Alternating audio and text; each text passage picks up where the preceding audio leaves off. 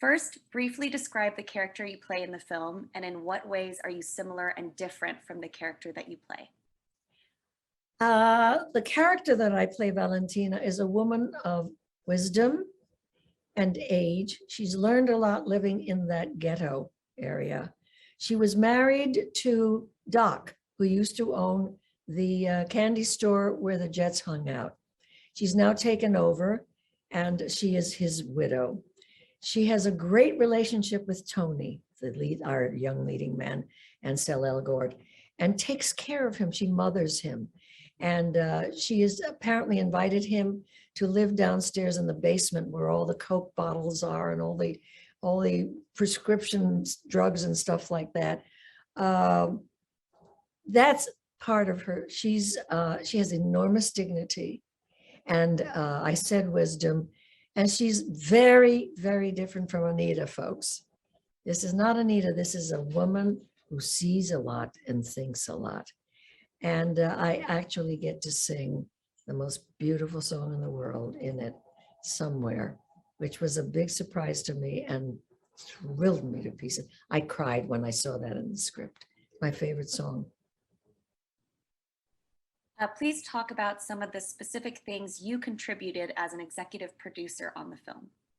Oh, lots of things, because I contributed a lot because that was my role as executive producer. And I think, I know that Stephen was doing the very smart thing to get someone who is Hispanic, Latina, and who knows that scene, who knows the struggle. That was very important to him. We talked a great deal about that.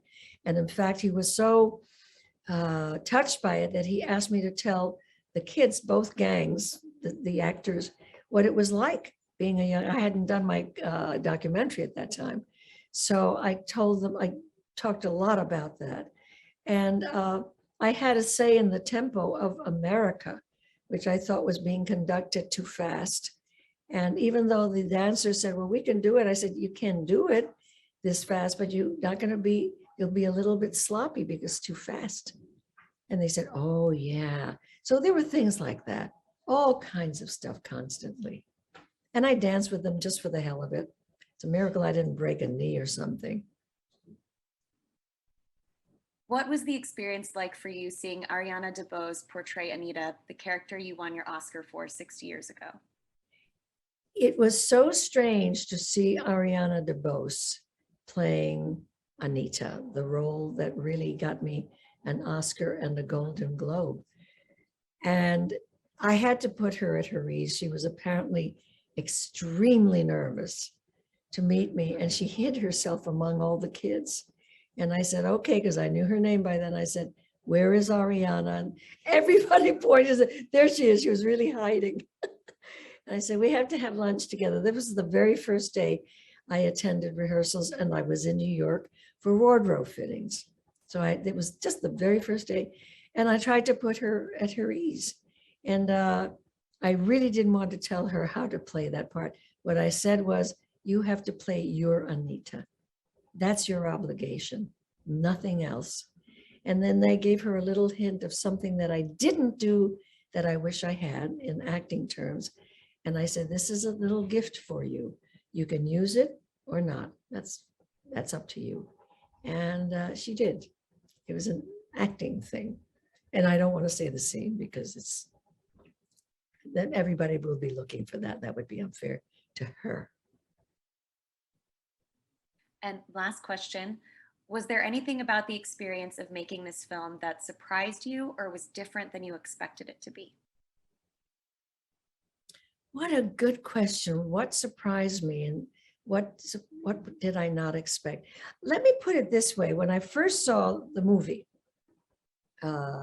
completed in a screening room, something interesting happened to me as I was watching very carefully as someone who hadn't seen the movie. But then they did the mambo at the gym, which is what we call it. And I started to cry. It's the only time I cried in the movie. And I started to cry because my daughter was with me. She says, why are you crying? This is so joyous. I said, because he got it right.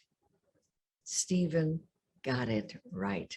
the angles he was using. He loves to use cranes.